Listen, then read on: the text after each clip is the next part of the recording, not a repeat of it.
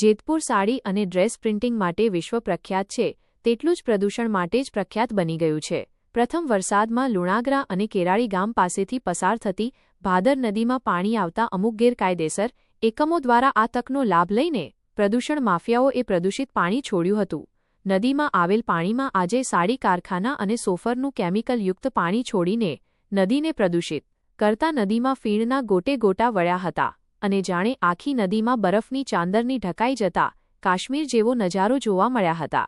જેતપુરના કેરાળી પાસે આવેલ ભાદર નદીના પુલ પાસે આજે પ્રદૂષણનો કાશ્મીર જેવો નજારો જોવા મળ્યો હતો, જેમાં નદીના પાણી ઉપર પ્રદૂષણના ફીણના ગોટા ઉડતા જોવા મળ્યા હતા અને એવું લાગતું હતું કે બરફની સફેદ ચાદર છે. પ્રથમ નજરે જોતા નયનરમ્ય લાગતો નજારો હતો, પરંતુ તે કેમિકલનું પ્રદૂષિત પાણી હતું, જેથી ભાદર નદીનું પાણી પ્રદૂષિત થયું હતું, જેથી અહીંના પાણી જીવસૃષ્ટિને પણ નુકસાન થવાની ભીતિ છે. અહીંના પ્રદૂષણને લઈને આસપાસના ખેડૂતો પણ પરેશાન છે, કારણ કે ભાદર નદીમાં ફીણના ગોટા વળતા ખેડૂતો આ પાણીનો ઉપયોગ કરી શકતા નથી. જો પાણીનો ઉપયોગ ખેડૂતો કરે તો જમીન બંજર બની જવા સાથે પાક ફેલ થવાની ભીતિ રહે છે, જેથી પ્રદૂષિત પાણી તાત્કાલિક બંધ કરવામાં આવે તેવી માંગ આસપાસ ગામના ખેડૂતો અને લોકો કરી રહ્યા છે. ભાદર નદીમાં દર વર્ષે થતા ફીણના ગોટાને કારણે આસપાસના ખેડૂતો સાથે માલધારીઓ પણ પરેશાન છે. ખેડૂતો અને આસપાસના લોકો દ્વારા અનેક વખત રજૂઆત પણ કરવામાં આવી છે, પરંતુ આજ દિન સુધી યોગ્ય પગલાં ભરાયા ન હોવાથી ખેડૂતો અને માલધારીઓ પણ મુશ્કેલીમાં મુકાય છે. આ પાણીનો લોકો ઉપયોગ કરે તો રોગચાળો પણ થઈ શકે છે, સાથે પશુઓ આ પાણી પીવે તો તેને પણ બીમાર પડે છે, જેથી જીપીસીબી યોગ્ય પગલાં ભારે તેવી માંગ ખેડૂતો કરી રહ્યા. ભાદર નદીનું આ પાણી ધોરાજી પાસે આવેલ ભાદર 2 ડેમમાં જાય છે. ત્યાંથી આ પાણી ખેડૂતોને પિયત માટે અને પીવાના પાણી માટે ઉપયોગ થાય છે. ત્યારે જે પાણીને હાથનો અડાડી શકાય તે પાણી પિયતમાં અપાય છે અને પીવામાં અપાય છે, ત્યારે પાણીજન્ય રોગ વકરી શકે, પરંતુ ઉદ્યોગપતિઓને ફક્ત રૂપિયા કમાવા માટે કોઈપણની બીક વગર આવા ગેરકાયદેસર એકમો કોઈપણની બીક રાખ્યા વગર પાણી નદીમાં છોડી પ્રદૂષિત કરતા આવા પ્રદૂષણ માફિયાને જીપીસીબી અને તંત્ર દ્વારા કડક પગલાં ભરવા સ્થાનિકો માંગ કરી રહ્યા છે. થોડો એવો વરસાદ વરસે એટલે ભાદર નદીમાં સીધું જ પાણી છોડી દેવામાં આવતું હોવાના આક્ષેપ ખેડૂતો કરી રહ્યા છે.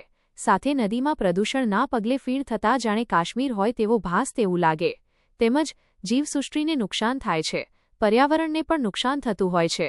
ખેડૂતો આ પાણીનો ઉપયોગ પિયત માટે પણ નથી કરતા. અનેક વખત રજૂઆત કરવા છતાં કોઈ નિરાકરણ આવતું નથી તેવા પણ ખેડૂતો આક્ષેપ કર્યા હતા. સાથે આ કાશ્મીર જેવી નદીને શુદ્ધ નદી કરી આપે તેવી માંગ ઉઠી છે. ભાદર નદીમાં થતા પ્રદૂષણ બાબતે જીપીસીબીના ઇન્ચાર્જ અધિકારી ઓફિસે હાજર નહોતા, રજા ઉપર હોવાનું ત્યાંના અન્ય અધિકારીઓએ જણાવેલ. જેતપુરનો સાડી ઉદ્યોગ જગ વિખ્યાત છે, તેની સાથે જેતપુરનો પ્રદૂષણનો પ્રશ્ન પણ વિખ્યાત છે. સાથે ઉદ્યોગ પણ જરૂરી છે, પરંતુ ઉદ્યોગ દ્વારા થતું પ્રદૂષણ પણ અટકાવવું જરૂરી છે. રવજીભાઈ બધાભાઈ મણવર. આ નદીમાં અત્યારે તમે જોવો છો એના વરસે આ કેમિકલ વાળું પાણી ચાલુ જ છે, જમીનને નુકસાન કરે છે. તો એના માટે અમારે શું કરવાનું?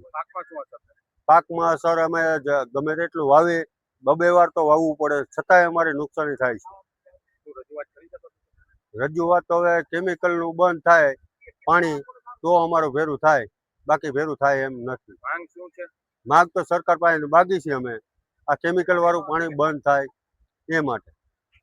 જયંતિભાઈ, કેરાળી ગામ પાસે ભાદર નદીની અંદર આ એક ત્યાં દર વર્ષની જેમ આ વખતે પણ ફીણ ફેલાઈ ગયા છે, જાણે બરફ ફેલાઈ બરફ છવાઈ ગયો હોય તેવું. તો આ ખેડૂતોનો આક્ષેપ છે કે આ પ્રદૂષિત પાણી છે, શું કહેશો આપ એના વિશે? એમાં પ્રદૂષિત પાણી કોઈ દી હોતું નથી, અમે એમાં નાખતા જ નથી, કારણ કે છેલ્લા 4 દિવસ 5 દિવસથી તો કારખાના બંધ છે. પણ જે દર વર્ષે જે પહેલો વરસાદ આવે અને જે ડોમેસ્ટિક પાણી હોય નદીમાં, નદી નાળામાં જે ડોમેસ્ટિક નીચે ગામો છે ઘણા, એ બધું પાણી ભેગું થઈ અને જે વરસાદી પાણી ભેગું થાય અને હાબુવાળું પાણી ભેગું થાય એટલે ત્યાં એવા ફોમિંગ થાય છે. એ 2 પાણી નીચે પછડાય, અધર પછડાય, નીચે પછડાય એટલે ફોમિંગ થાય, બીજું કાંઈ એમાં છે નહીં. અને આ અમારો એક જેતપુરનો પ્રશ્ન નથી, આ સફુરા નદીમાંય થયું હતું અને અમદાવાદમાંય થયું હતું અને ગોંડલમાં પણ થયું હતું. ત્યાં તો કોઈ એવા વેપાર ધંધા નથી કેમિકલવાળા.